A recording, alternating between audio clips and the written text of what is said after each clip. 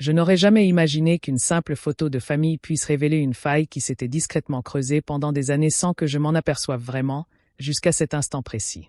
Je m'appelle Jenna Collins, et je me trouvais au milieu d'un espace événementiel dans un vignoble de l'Oregon lorsque le photographe a claqué des mains et a prononcé une phrase qui aurait dû être anodine, mais qui m'a transpercé. Il a crié « Tout le monde avec vos parents ». Presque instantanément, la foule s'est déplacée tandis que je voyais ma mère et ma sœur s'éloigner de moi, d'un geste qui ne laissait place à aucun malentendu. Des dizaines de proches se sont regroupés sans hésiter, formant un cercle parfait autour de moi qui attirait tous les regards. Le photographe s'est arrêté, remarquant l'aspect déséquilibré de la formation, avant de s'approcher de moi, l'air perplexe. Il a baissé légèrement la voix, mais suffisamment fort pour que tout le monde l'entende. « Alors je suis avec vous, pour qu'au moins cette photo compte une personne convenable. » L'atmosphère s'est tendue après ces mots. Les chuchotements s'interrompirent, et les regards se posèrent sur moi, mêlant curiosité et jugement, comme si ma seule présence avait perturbé l'image parfaite qu'il souhaitait pour ses retrouvailles. Près de la table à vin, quelqu'un murmura que j'avais toujours le don de créer des complications par ma simple existence. Je sentis le sang me monter aux joues, mais je me forçai à rester immobile, pour leur montrer que quelque chose d'autre leur avait donné exactement ce qu'ils désiraient. À cet instant, je compris que quelque chose de bien plus profond clochait au sein de ma famille qu'une simple consigne maladroite pour une séance photo. Si vous voulez savoir comment ce moment révéla la vérité cachée derrière des années de secrets et comment tout s'est effondré ensuite, abonnez-vous, activez les notifications et restez avec moi jusqu'au bout, car la suite a bouleversé ma vie. Lorsque les murmures se muèrent en conversations plus feutrées, je m'éloignai du groupe de proches, car la tension persistante dans ma poitrine refusait de se dissiper. J'essayai de me rapprocher d'une table d'appoint, mais la distance n'apaisa en rien la tension qui s'était installée entre ma mère et ma sœur Victoria. Leurs chuchotements, d'une acuité indéniable, résonnèrent lorsque je m'approchai, et leur langage corporel changea délibérément, d'une manière que je ne pouvais plus attribuer au stress d'une foule. Victoria se glissa suffisamment près pour glisser une remarque à voix basse, insinuant que ma présence n'apportait rien de constructif à la famille. Son ton, empreint d'une suffisance qui sapait chacune de mes tentatives pour l'ignorer, me rappela papa assis à mes côtés lors d'une de nos dernières conversations. Il avait clairement exprimé son désir que je garde la maison, et entendre Victoria remettre en question ma place au sein de la famille raviva un soupçon que j'avais tenté de refouler. Je sentais que quelque chose avait changé depuis sa disparition. Pourtant, je n'avais jamais imaginé que ce changement puisse concerner la propriété à laquelle il était si attaché. Tandis que je réfléchissais à ces pensées, ma tante Mara s'approcha avec une hésitation qui me mit immédiatement mal à l'aise. Elle attendit que certains invités s'éloignent avant de se pencher suffisamment près pour parler sans attirer l'attention. Elle a chuchoté que mon nom ne figurait plus sur l'acte de propriété de la maison de papa, ce qui m'a laissé sans voix pendant plusieurs secondes, la confusion m'empêchant de penser clairement. J'ai dit à son père qu'il avait donné des instructions claires concernant la maison. Mara a simplement répondu qu'elle avait vu des papiers qui disaient le contraire. Mon cœur s'est emballé car les seuls documents auxquels j'avais jamais fait confiance étaient ceux que papa m'avait donnés juste avant de mourir. Je me suis excusé un instant, je suis allé dans un coin plus tranquille et j'ai ouvert le petit dossier que je gardais toujours dans mon sac. J'ai examiné attentivement la signature qu'il avait apposée sur la page des mois auparavant. La façon dont il avait composé chaque lettre était restée la même depuis toujours.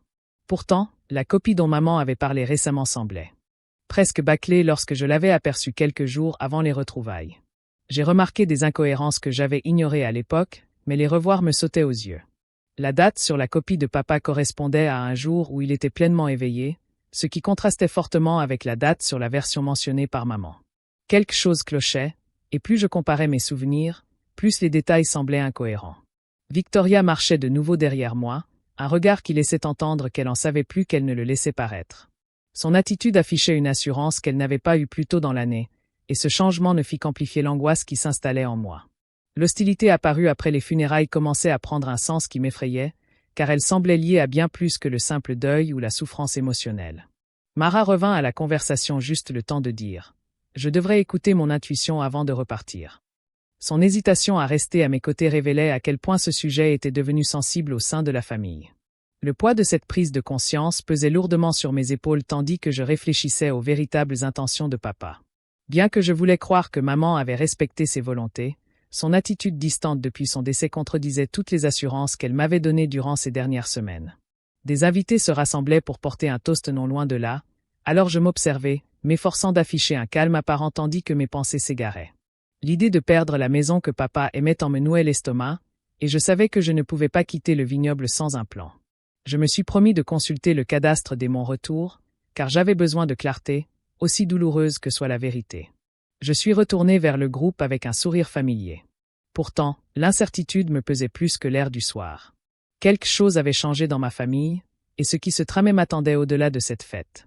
2 jours plus tard, j'ai ouvert la base de données foncières du comté et j'ai senti tout mon être se tendre d'un coup.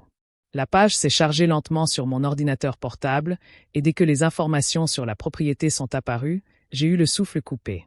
Le nom figurant sous le titre de propriété principale n'était plus le mien. À la place, il était indiqué que maman et Victoria étaient les nouvelles propriétaires, ce qui m'a frappé avec une clarté glaciale, plus tranchante que n'importe quelle dispute que nous ayons jamais eue. La date de transfert était inscrite à côté de leur nom dans une police numérique lisse et impersonnelle. Pourtant, cela me hantait car cela s'était produit pendant une période où papa suivait un traitement lourd et était absolument incapable de signer un document légal exigeant une pleine conscience. Je suis resté plus longtemps que nécessaire à fixer l'écran, essayant de me convaincre qu'il s'agissait d'une erreur administrative plutôt que d'un acte intentionnel. J'ai continué à faire défiler la page, espérant une autre explication, mais chaque détail confirmait la même conclusion. L'acte avait été traité quelques semaines seulement après le décès de papa, et les signatures enregistrées dans le système du comté présentaient une écriture qui m'était totalement étrangère. Plus je regardais, plus les traits semblaient déformés, comme si quelqu'un qui ne connaissait pas son style d'écriture naturel avait essayé de la copier à la hâte. Cette simple pensée me donnait la nausée, car papa avait toujours été méticuleux lorsqu'il signait quoi que ce soit, une habitude qu'il avait conservée après des décennies passées dans la finance. J'ai appelé le bureau du conservateur des hypothèques, déterminé à obtenir les documents originaux plutôt que de me fier uniquement aux versions numérisées. La femme qui a répondu était calme et patiente lorsqu'elle m'a expliqué comment demander des copies certifiées conformes. Elle m'a demandé si je souhaitais que les actes de propriété actuels et précédents soient archivés, et j'ai immédiatement répondu par l'affirmative, car la comparaison entre les deux m'apporterait la clarté dont j'avais besoin. Avant de raccrocher, elle a mentionné quelque chose d'inattendu. Elle a fait remarquer que la signature sur le dernier acte avait soulevé des questions en interne en raison de son incohérence avec les anciens documents conservés dans leur système. Son observation a renforcé mes soupçons grandissants, et le fait de l'entendre de la part d'une personne neutre a rendu la situation encore plus concrète. Après avoir raccroché, je suis resté assise en silence, réfléchissant aux implications de sa remarque. Si une employée du greffe du comté, même compétente, pouvait détecter des irrégularités, alors il ne s'agissait pas d'un malentendu, mais d'une potentielle falsification d'un document légal. J'ai appelé ma mère, avec l'intention de la confronter directement. Pourtant, elle a répondu d'un ton qui semblait réciter un texte appris par cœur, comme si elle attendait mon appel. Lorsque je l'ai interrogée sur le changement de propriétaire, elle a insisté sur le fait que tout avait été fait correctement et a affirmé que mon père souhaitait que la maison reste à sa disposition et à celle de Victoria. Son explication ne correspondait à aucune conversation que j'avais jamais eue avec lui. Quand j'ai exigé plus d'informations, elle a balayé mes inquiétudes d'un revers de main, insinuant que je ne m'inquiétais pas pour rien. J'ai raccroché, frustrée et encore plus inquiète qu'avant, car l'attitude évasive de maman me laissait penser qu'elle cachait quelque chose. Je repassais ses réponses en boucle dans ma tête, remarquant sa rapidité à parler chaque fois que j'évoquais des dates ou des signatures. Son insistance à dramatiser la situation me semblait davantage une tentative de détourner mon attention qu'une véritable façon de me rassurer. J'ai fermé mon ordinateur portable pour me changer les idées. Pourtant, l'angoisse persistait. J'ai sorti le dossier de papier que papa m'avait donné et je l'ai posé sur la table. Sa signature originale était parfaitement visible sur chaque page, et le cachet du notaire correspondait à celui d'un notaire qu'il connaissait depuis des années. Pour confirmer mes soupçons, j'ai décidé de contacter ce notaire et de lui demander si des documents avaient été traités aux alentours de la date figurant sur le nouvel acte. Si papa ne s'était jamais présenté devant le notaire pendant cette période, l'authenticité des documents du comté serait encore plus douteuse. Tout cela me pesait lourdement tandis que je préparais mes notes pour l'appel. Il devint évident que je ne pouvais plus me fier à des suppositions ni à des explications verbales. J'avais besoin d'une vérification experte, et le seul moyen d'y parvenir était de faire examiner les signatures par un notaire agréé ou un expert en écriture. Je pris rendez-vous pour le lendemain matin, consciente que les résultats pourraient confirmer quelque chose que je n'étais pas prête à accepter.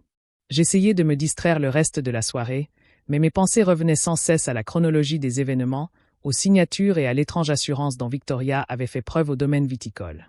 Chaque détail formait un schéma auquel il devenait de plus en plus difficile de se détacher. Au moment de me coucher, la décision était prise. Quelle que soit la vérité, Je la révélerais, même si cela signifiait affronter ceux-là même qui étaient censés protéger les volontés de mon père plutôt que de les modifier. Une semaine plus tard, je me rendis au bureau où le document avait été notarié et sentis une tension palpable s'installer tandis que j'attendais d'être appelé. Lorsque la porte s'ouvrit enfin, le notaire, Harold Kim, m'accueillit avec un professionnalisme calme qui contrastait fortement avec l'angoisse qui me tenaillait. Il me fit signe de m'asseoir avant d'aller chercher un mince dossier contenant le document que je devais examiner. Dès qu'il le posa sur le bureau entre nous, mon cœur s'emballa, la signature que j'avais déjà vue en ligne se dressait devant moi, dans son état original. Harold expliqua qu'il souhaitait que je voie la copie soumise à la notarisation et, en tournant les pages vers moi, il déclara qu'il n'avait pas personnellement vu mon père signer quoi que ce soit à cette date. D'une voix empreinte d'une réserve pensive, il ajouta que le document avait été remis par un autre membre de la famille et non signé en sa présence, ce qui me donna immédiatement la nausée, car mon père avait toujours insisté pour signer les documents juridiques en face à face afin d'éviter toute complication. J'étudiai la signature avec une attention aiguisée par 6 jours d'angoisse, et plus je l'examinais, plus ces incohérences me paraissaient flagrantes. L'écriture de papa était irrégulière, avec des traits tremblants là où elle était d'ordinaire si régulière, et l'espacement entre les lettres manquait du rythme que j'avais vu des centaines de fois. J'ouvris le dossier que j'avais avec moi et tendis à Harold un document authentifié contenant la véritable signature de papa. Il se pencha vers moi, comparant les 2 documents côte à côte avec un sérieux qui me coupa le souffle. Il me montra plusieurs zones d'incohérence, puis fit remarquer que le formulaire présenté ici présentait des caractéristiques qui ne correspondaient pas au modèle standard enregistré dans les documents anonymisés précédemment. Son analyse confirma mes craintes, mais cette validation rendit la vérité encore plus pesante. Je demandai à Harold une confirmation écrite de la date d'anonymisation, car je devais la vérifier dans le dossier médical de papa. Il rédigea la déclaration avec une précision qui témoignait de son inquiétude. En me l'attendant, il me dit à voix basse que tout document déposé sans la présence du signataire pourrait être examiné en cas de litige, et il m'encouragea à consulter un avocat. Son ton mesuré indiquait clairement sa volonté de rester neutre, mais ses formulations prudentes en disaient plus qu'il ne pouvait le dire ouvertement. Alors que je sortais prendre l'air, mon téléphone vibra, un message de Mara. Elle écrivait se souvenir avoir vu maman et Victoria discuter de la nécessité de finaliser les papiers de la maison peu après les funérailles, ce qui me frappa avec une clarté troublante, car cela correspondait étrangement à la chronologie des événements figurant dans les archives du comté. Son message résonna dans mon esprit tandis que j'étais assise dans ma voiture, essayant de reconstituer le puzzle de chaque détail apparu depuis le vignoble. Les preuves semblaient trop cohérentes pour être écartées comme une simple erreur, et le schéma établi pointait droit vers un acte intentionnel. La signature falsifiée, le dépôt précipité des documents, les conversations que Mara avait surprises et les réponses évasives de maman convergeaient vers une conclusion. Je ne pouvais plus me permettre de l'ignorer. Ce que j'avais découvert dans le bureau d'Harold n'était pas une simple anomalie administrative. C'était le signe d'une ingérence délibérée dans les dernières volontés de papa, et cette prise de conscience fit naître en moi une détermination qui remplaça le choc que j'avais ressenti auparavant. Avant de tourner la clé dans le contact, j'ai plié la confirmation écrite d'Harold et l'ai soigneusement rangée avec mes autres documents, sachant que ces papiers n'étaient plus seulement la preuve de ma compréhension. Ils constituaient le fondement des démarches à entreprendre dans la phase suivante, qui tracerait inévitablement des limites que ma famille ne pourrait jamais effacer. La semaine suivante, la situation s'était considérablement alourdie. Je sentais la tension monter dès que mon téléphone s'est allumé. C'était ma mère qui m'appelait. Sa voix était tranchante, comme si elle était prête à m'entendre acculer. Elle exigeait une explication. Pourquoi avais-je consulté les registres fonciers ? Elle insistait sur le fait que toute tentative de remettre en question ces documents était un manque de respect envers la famille. Son ton était un avertissement qui ressemblait moins à de l'inquiétude qu'à une tentative calculée de m'intimider pour me faire avouer quoi que ce soit. Victoria a envenimé les choses à sa manière en publiant des commentaires vagues en ligne qui me dépeignaient comme une personne guidée par l'avidité. Elle écrivait que des gens faisaient semblant de se soucier de la famille jusqu'à ce que l'argent arrive, et ses abonnés se sont empressés de formuler des hypothèses qui alimentaient son récit. Ces publications donnaient l'impression d'une tentative délibérée de m'isoler davantage en modifiant la perception du public, tout en évitant de me nommer directement. Je me demandais jusqu'où elle comptait pousser cette image de moi avant que la vérité n'éclate inévitablement. Au cours de cette semaine, j'ai découvert que j'avais été retiré de la conversation de groupe familial sans explication ni même un mot d'excuse. Ce silence trahissait bien plus qu'un simple agacement. Il révélait une décision concertée de m'exclure de toute conversation susceptible de dévoiler leurs agissements. Cette exclusion montrait aussi clairement qu'ils ne me considéraient plus comme une personne ayant sa place dans les discussions concernant les affaires de mon père, car j'étais devenu une menace pour l'arrangement qu'ils avaient tenté d'établir en secret. J'ai concentré mes efforts sur la collecte de tous les documents pouvant étayer ma position. J'ai rassemblé le dossier médical de mon père, un spécimen authentifié de sa signature figurant sur d'anciens documents, et l'historique complet des transferts de propriété. Chaque document ajoutait une nouvelle couche à la chronologie, contredisant la version officielle. J'ai examiné les dates, comparé les écritures et dressé une liste détaillée pour déceler les incohérences qui devenaient de plus en plus difficiles à ignorer et à considérer comme de simples erreurs administratives. Plus j'étudiais les documents, plus j'étais convaincu que la vérité ne resterait pas longtemps cachée. Lorsque j'ai contacté la banque pour une simple vérification, le conseiller a mentionné une transaction qui a attiré mon attention car elle correspondait parfaitement à la date à laquelle ma mère avait déposé les documents relatifs à la propriété. La nature du transfert suggérait une manœuvre stratégique, étayant l'hypothèse d'une action concertée plutôt que d'une simple erreur. J'ai noté chaque détail et demandé confirmation à mon avocat, consciente que cette découverte pouvait relier plusieurs éléments de la chronologie. Plus tard dans la soirée, j'ai trouvé une enveloppe sans étiquette sur ma porte, contenant un simple mot. Arrêtez tout.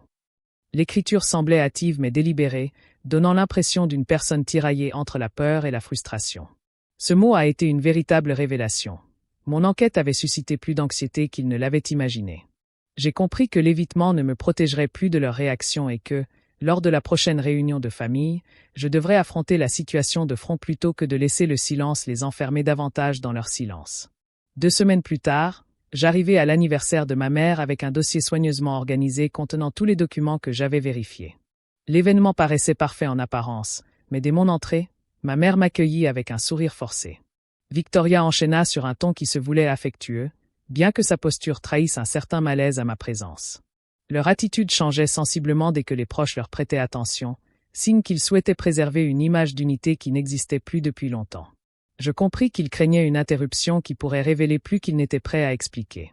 J'attendis que le toast d'anniversaire se termine, car je voulais que tous les proches m'entendent clairement sans se sentir submergés par l'émotion.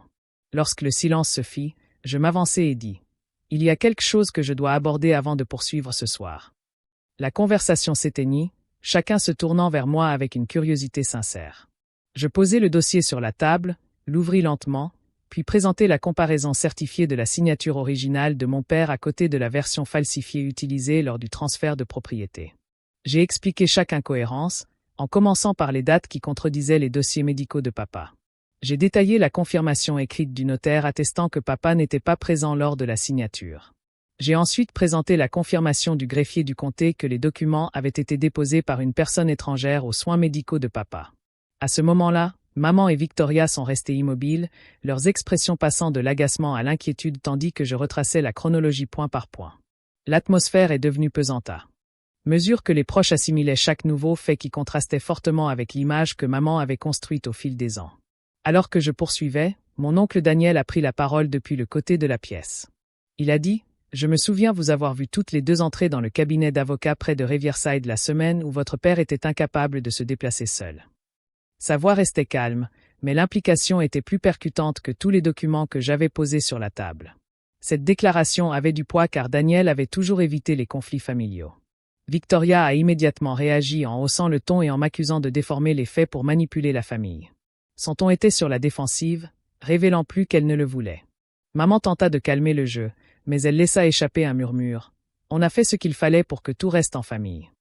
À peine ces mots prononcés, plusieurs proches échangèrent des regards, car cet aveu correspondait parfaitement au déroulement suspect des événements que j'avais présentés. Je vis la confusion s'installer dans la pièce, chacun reconsidérant la version des faits qu'il avait acceptée sans la remettre en question. L'atmosphère changea une fois ces mots prononcés. Quelques cousins s'approchèrent de moi, me faisant des signes de tête encourageants, signifiant qu'ils croyaient aux preuves. D'autres interrogèrent directement maman sur sa décision de me cacher des informations importantes, alors qu'elle savait que papa avait consigné ses dernières volontés par écrit. Plusieurs demandèrent pourquoi le transfert avait été tenu secret si l'intention était honorable. Leurs réactions firent naître une vague de responsabilité que ni maman ni Victoria ne purent endiguer par des sourires forcés ou des explications vagues. Je sentis mon pouls se stabiliser pour la première fois depuis des semaines, car la vérité n'était plus passée sous silence. La pièce qui m'avait autrefois fait me sentir en position de faiblesse était devenue un lieu où des voix exigeaient la transparence de ceux qui avaient trop longtemps entretenu le secret. 3 mois plus tard, les résultats officiels sont arrivés, avec un poids à la fois décisif et irrévocable. J'ai rencontré mon avocat, Michael Turner, dans son bureau pour le premier examen complet des documents, et la gravité avec laquelle il m'a tendu le dossier signifiait que la vérité avait enfin éclaté. Il m'a expliqué que notre plainte pour fraude immobilière avait été acceptée sans délai, car les preuves répondaient à tous les critères requis pour la fausse déclaration intentionnelle. Son regard clair m'observait tandis qu'il détaillait chaque étape de la procédure à venir. Un expert graphologue certifié avait conclu que la signature sur l'acte de transfert ne ressemblait en rien aux spécimens authentifiés de mon père. Le rapport indiquait que la structure de l'écriture, les traits du pinceau et la disposition des lettres clés étaient suffisamment différents pour exclure toute possibilité de signature hâtive ou de contrainte physique. Michael lut le résumé à voix haute pour que je puisse entendre le ton catégorique de l'analyste, chaque phrase confirmant que la falsification n'était pas accidentelle. Le tribunal de comté répondit à notre requête en suspendant immédiatement toutes les transactions liées à la propriété, y compris les tentatives de refinancement et les transferts secondaires. Michael apposa sa signature sur l'ordonnance et m'expliqua que cette mesure garantissait que personne ne pourrait tenter de déplacer, dissimuler ou exploiter le bien jusqu'à la conclusion de l'affaire. Cette clarté me procura un soulagement que je n'avais pas ressenti depuis des mois, car elle protégeait la dernière partie des intentions de mon père. Maman et Victoria furent officiellement convoquées à une audience préliminaire où le juge leur demanda d'expliquer les incohérences du document officiellement approuvé. Michael décrivit l'audience en détail, notant que toutes deux avaient du mal à donner des réponses cohérentes et que leurs déclarations se contredisaient non seulement entre elles, mais aussi par rapport à la chronologie des faits. J'écoutais en silence, réalisant qu'elles avaient sous-estimé l'ampleur de l'enquête. La décision tomba peu après. L'audience, confirmant que l'acte frauduleux était invalide. La maison a été restituée à mon nom conformément aux documents successoraux originaux établis avant le décès de mon père. J'ai reçu l'avis de restitution avec un mélange de compréhension et de lassitude, car la récupérer impliquait de se frayer un chemin à travers un labyrinthe de mensonges qui n'aurait jamais dû exister. Les conséquences allaient bientôt se faire sentir pour tous les deux. Des sanctions financières ont été imposées pour le dépôt de faux documents, et le tribunal a exigé le remboursement des frais engagés lors de la tentative de transfert. Des proches, jusque-là neutres, ont maintenant exprimé ouvertement leur déception à mesure que l'enquête révélait la préméditation du plan. Michael m'a expliqué que la résolution avait été exceptionnellement rapide pour une affaire de cette nature, car les preuves étaient accablantes. En quittant son bureau, j'ai compris que cette victoire juridique avait du sens. Non seulement parce que la maison était de nouveau mienne, mais aussi parce que la vérité avait été reconnue sans ambiguïté. Je suis sorti avec les documents finaux en main, avec le sentiment que ce chapitre, aussi douloureux fût-il, était nécessaire pour protéger ce que mon père avait prévu pour moi. Une fois le calme revenu, j'ai choisi de prendre du recul par rapport à cette gravité toxique qui avait marqué trop d'années de ma vie. J'ai emménagé dans un nouveau lieu où le poids que j'avais porté si longtemps semblait enfin s'être dissipé. J'y ai créé un espace où les décisions m'appartenaient entièrement, sans aucune voix qui, sous couvert de bienveillance, me jugeait. Cette transition m'a amené à réfléchir à la fréquence à laquelle j'avais accepté des traitements qui sapaient ma confiance en moi, et à quel point j'avais sous-estimé les dégâts causés par le rejet de mon indépendance par mon entourage. M'adapter à ce nouvel environnement a exigé de la patience. Pourtant, chaque jour renforçait ma conviction que la distance était le seul moyen de retrouver la personne que j'avais abandonnée pour préserver la paix. La propriété m'ayant été légalement restituée, j'ai utilisé le don de mon père pour stabiliser mon avenir et établir les limites financières qui m'avaient été autrefois impossibles à maintenir. Assumer ces responsabilités seul m'a procuré une stabilité insoupçonnée. Cela m'a montré que l'indépendance était non seulement possible, mais aussi essentielle à mon équilibre émotionnel. Je sentais la présence de mon père dans les moments de calme où je classais des documents ou planifiais mes projets à long terme, car c'étaient précisément les choses qu'il avait toujours espéré que je prendrais au sérieux une fois libre de le faire. J'ai perçu ses intentions avec une telle clarté que mes choix me semblaient réfléchis plutôt qu'impulsifs. Maman et Victoria n'avaient plus de contact direct avec moi à cause des restrictions imposées pendant l'enquête, une séparation qui m'a apporté plus de soulagement que de culpabilité. Ce qui m'a le plus surprise, c'est le calme que j'ai ressenti sans le bruit de fond constant de leur désapprobation. Le silence m'avait autrefois terrifié, mais à présent, il ouvrait la voie à des pensées libres de toute peur ou pression. L'absence de leur message m'a permis de retrouver confiance en mon propre jugement sans craindre de manipulation déguisée en réconciliation. Reconstruire des relations saines a demandé des efforts, car j'avais passé des années à développer des habitudes axées sur l'évitement des conflits. J'ai appris à parler avec intention plutôt qu'à me justifier et à reconnaître les signes d'abus de confiance avant qu'ils ne se transforment en schéma reproduisant mon passé. Des amis qui m'avaient discrètement soutenu sont revenus dans ma vie avec une douceur qui m'a rappelé que toutes les relations n'exigeaient pas de sacrifice émotionnel. Poser des limites aux autres est devenu plus facile lorsque j'ai compris que des limites fermes n'étaient pas des actes cruels, mais des étapes importantes de la guérison. Les souvenirs de mon père ont refait surface, souvent non pas comme des rappels brutaux de ce que j'avais perdu, mais comme un encouragement constant qui m'a poussé à aller de l'avant. Je suis revenu, je me suis accroché aux histoires qu'il racontait sur la résilience et je me suis concentré sur la certitude qu'il a toujours eue quant à ma force, même lorsque moi-même j'en doutais. Sa croyance en la justice a façonné les principes qui ont guidé chacune de mes décisions pendant que je reconstruisais ma vie, me rappelant que la vérité qu'il me faisait confiance de défendre a fini par prévaloir. Porteur, cette assurance en moi m'a aidé à abandonner l'amertume qui aurait pu m'accompagner dans ce nouveau chapitre. J'insiste sur ce qui s'est passé chez moi à ce moment-là, dans un environnement où je ne remettais plus en question ma propre valeur. J'ai appris à comprendre ma manière d'avancer, à utiliser ce que j'avais acquis, et à reconnaître que je n'avais plus besoin de me justifier ni de répondre à toutes les attentes des autres. Abandonner une structure familiale fondée sur le contrôle m'a enfin permis de respirer sans craindre constamment la prochaine trahison. Et cette liberté est devenue le socle de chaque choix que je fais aujourd'hui.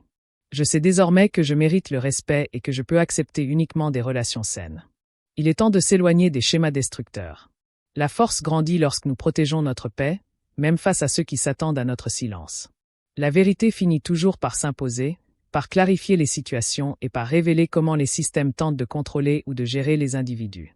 Merci d'être resté avec moi jusqu'au bout de ce parcours. Aujourd'hui, je me tiens dans un endroit de lucidité et j'ai déjà appris à choisir avec qui je marche. Je vous invite à partager vos pensées ou vos expériences dans les commentaires, car des histoires comme celle-ci résonnent dans de nombreuses familles.